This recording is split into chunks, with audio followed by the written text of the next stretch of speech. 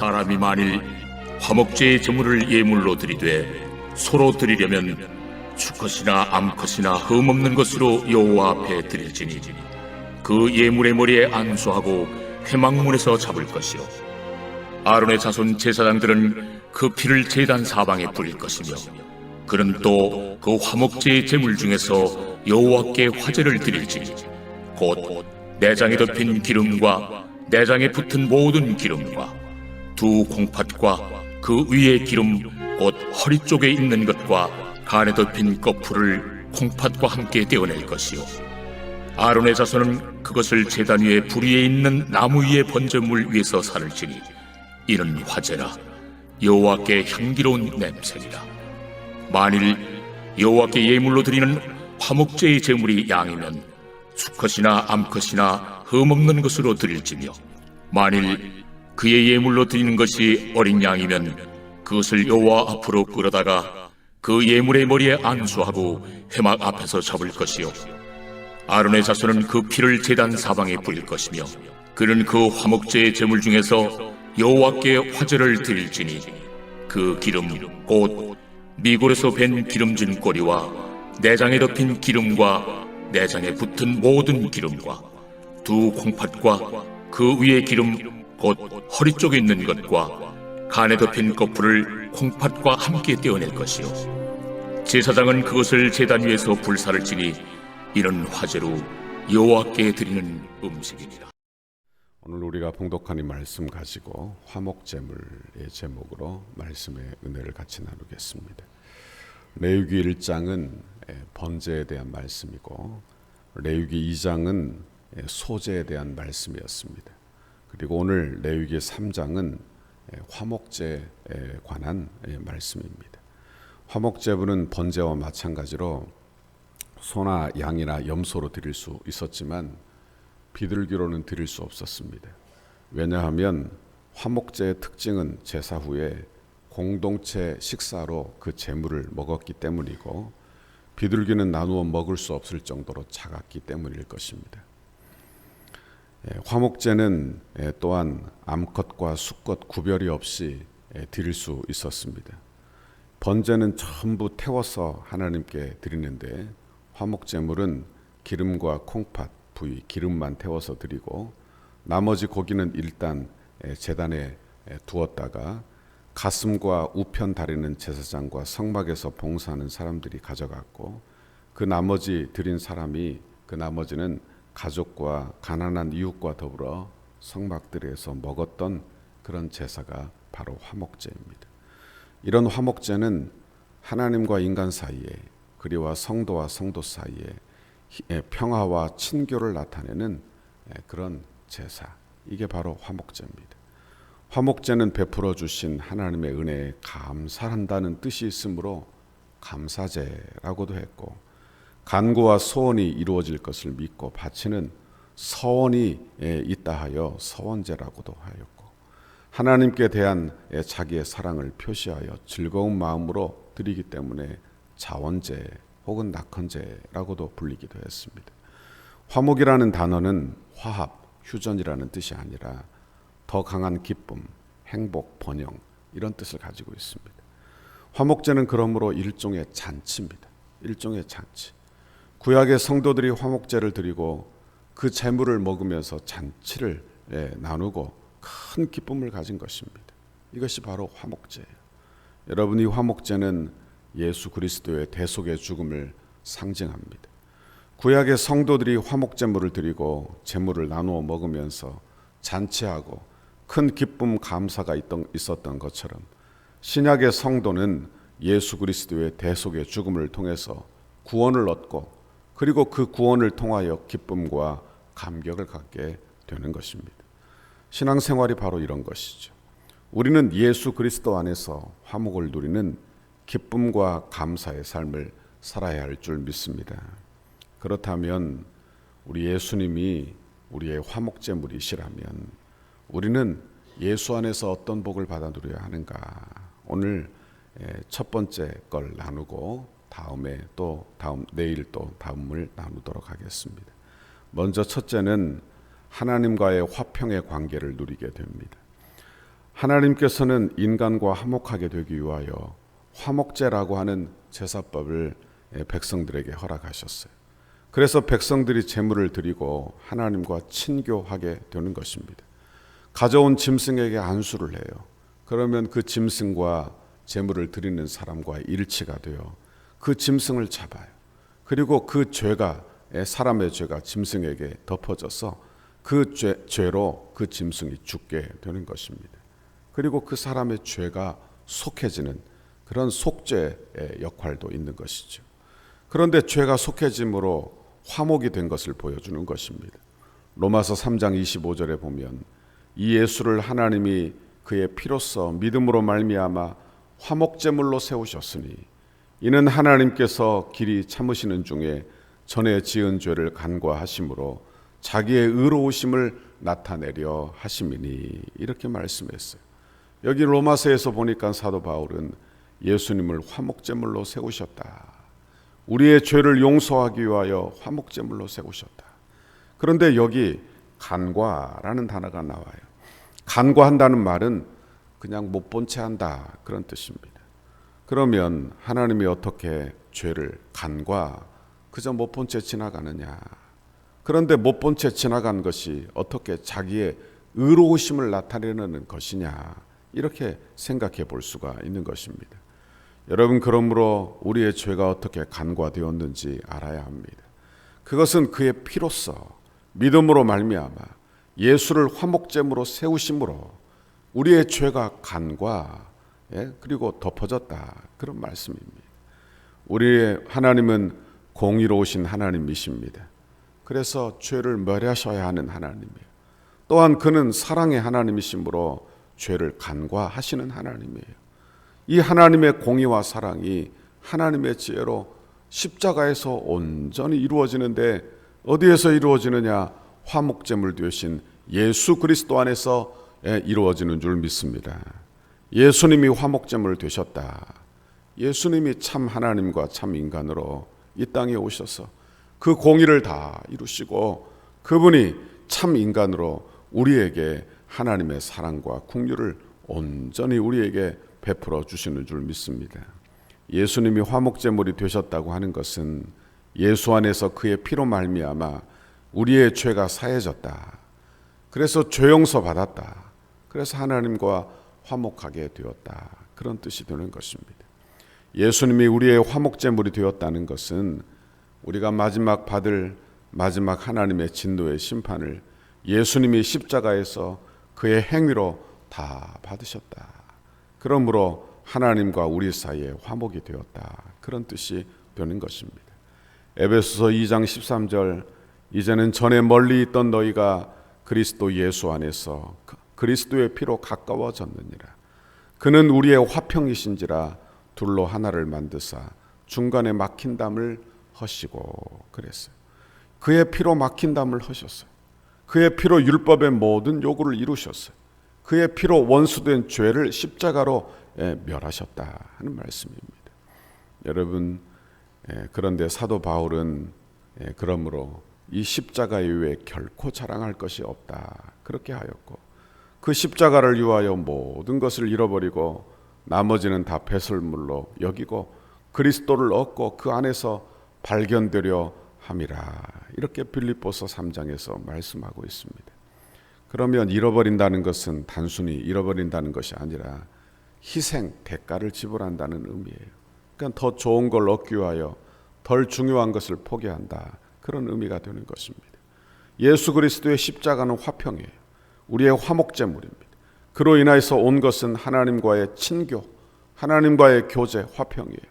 그 교제를 이루기 위하여, 그 교제를 유지하기 위하여 우리는 뭘 해야 되느냐? 희생을 해야 되는데 더 중요한 것을 붙잡고 덜 중요한 것을 포기하는 그런 희생이 우리에게 있어야 한다 하는 말씀입니다. 여러분, 속죄함을 받은 성도는 그러므로 그의 교제 안에서 자라나야 할 줄 믿습니다. 자라나야 돼요. 믿음이 자라나지 않으면 안 됩니다. 화평을 유지하고 그리고 교제를 유지하고 하나님과의 화목을 유지하여 그 은혜에 더 깊이 들어가는 그런 은혜와 축복이 우리 모두에게 있어야 한다 하는 말씀입니다. 구약에서 화목 제물을 드리는 것은 그러므로 속죄제를 통하여 하나님과 화목을 경험한 백성들에게 그분의 하나님과 화목의 관계에서 계속 자라나도록, 하나님과의 교제 속에서 계속 자라나도록 그 필요를 채우시는 그런 제사라, 그렇게 말씀드릴 수 있는 것입니다. 여러분, 일단 사람이 구속을 체험하면 그 다음에 마음에 갈망함이 생겨요. 하나님과 늘 교제하고 싶은 갈망함. 여러분, 그 갈망함을 하나님은 화목제를 통하여 그들에게 주셨다 하는 말씀입니다. 여러분, 우리 마음속에 하나님과의 관계가 더 깊어지는 그런 갈망함이 우리 모두에게 있기를 바랍니다. 여러분, 하나님과의 화평함을 더 깊이 체험하는 우리 모두가 되실 수 있기를 간절히 바랍니다. 우리에게도 다 이런 필요가 있죠. 여기서 화목제물은 우리의 죄를 사하시고 우리를 구원하신 의미에서 화목제물이에요.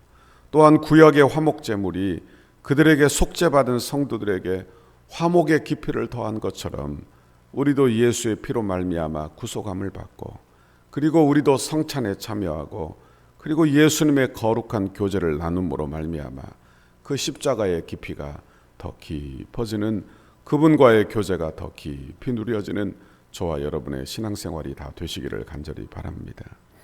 여러분은 더 깊은 교제로 나아가고 있습니까?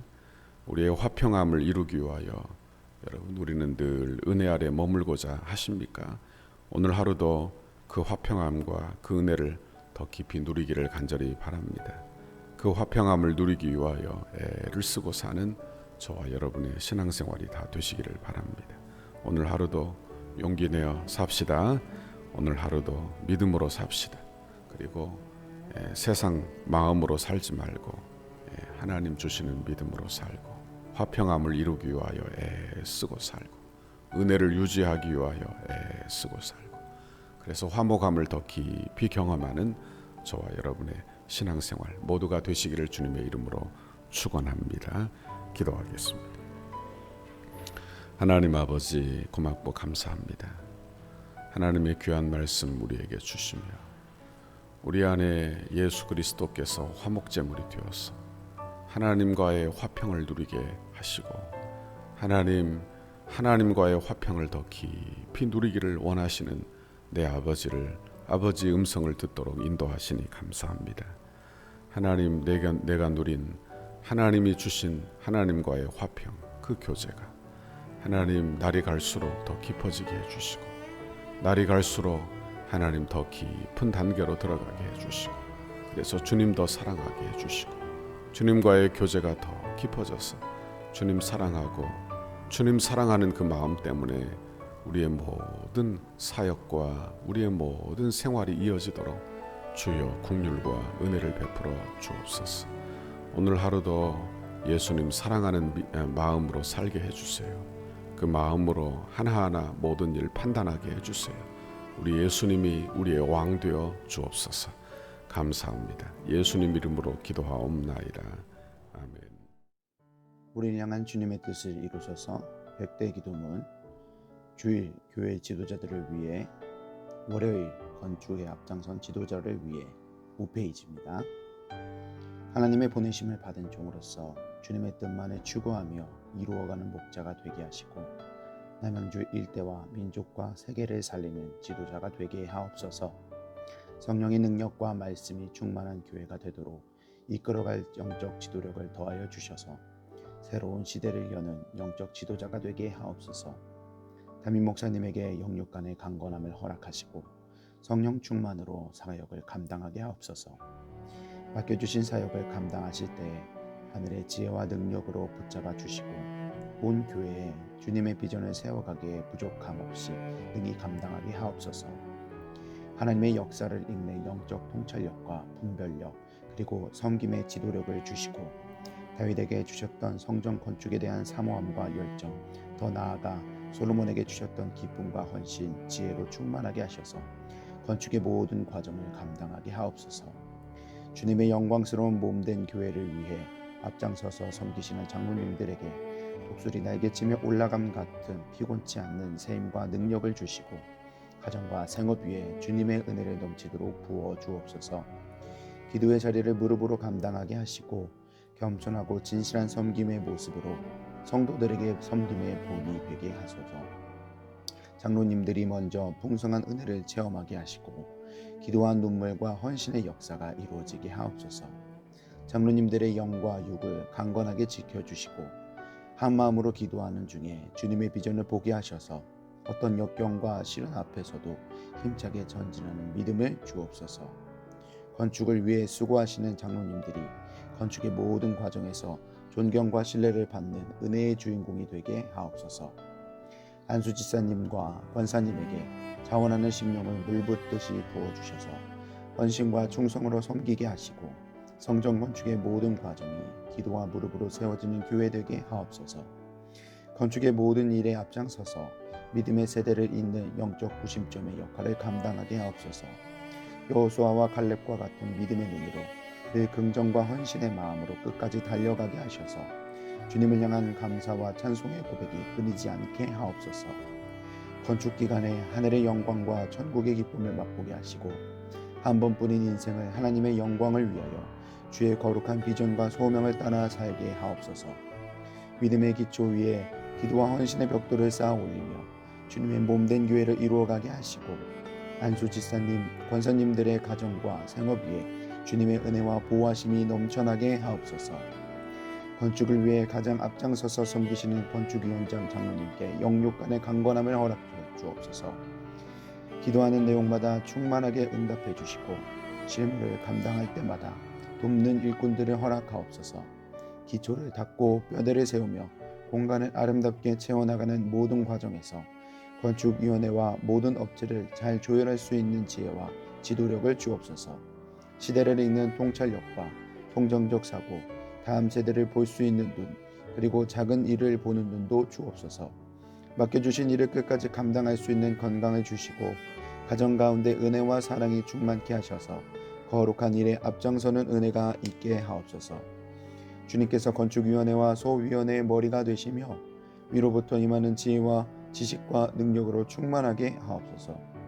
건축위원장을 중심으로 건축위원들의 마음이 온전히 하나 되게 하시고 감사와 자원하는 심령으로 맡겨진 소명을 넉넉히 감당하게 하옵소서.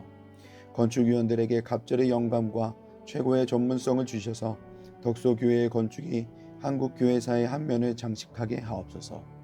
하나님께서 맡기신 건축을 위해 충성을 다하게 하시고 디자인과 실내 장식, 시공과 감리에 탁월한 지혜를 주셔서 덕소를 대표하며 지역을 섬기는 건축이 되게 하옵소서. 건축위원들에게 섬김의 마음을 주시고 세밀한 부분까지 살펴 건축의 모든 과정이 순조하게 진행되게 하옵소서. 건축 과정이 소위원들 모두의 기쁨이 되고 날마다 기적을 체험하는 은혜가 있게 하시며 모든 과정이 부담이 아닌 축복임을 깨달아 늘 감사한 마음으로 진행하게 하옵소서. 소위원들에게 건축에 관한 이해력과 지식을 주셔서 모든 일이 물 흐르듯 은혜롭게 진행되게 하시고 비전과 통찰력을 주셔서 향후 펼쳐나갈 교회의 사역들을 지혜롭게 준비하게 하옵소서. 소위원들이 하나 되게 하시고 시공과 감리를 잘 조정하며 공사 현장을 잘 관리하여 모범적인 건축 현장이 되게 하셔서 경제성, 실용성, 기능성을 살린 아름다운 건축을 이루게 하옵소서. 실무를 감당할 때 성실과 희생, 모범을 보이며 기쁨과 평안으로 잘 감당케 하시고 아주 작은 부분까지 하나도 놓치지 않게 하옵소서. 개인의 주장이나 이기심이 조금도 틈타지 못하도록 늘 기도하며 겸손한 마음으로 섬기게 하옵소서. 예수님의 이름으로 기도하옵나이다. 아멘.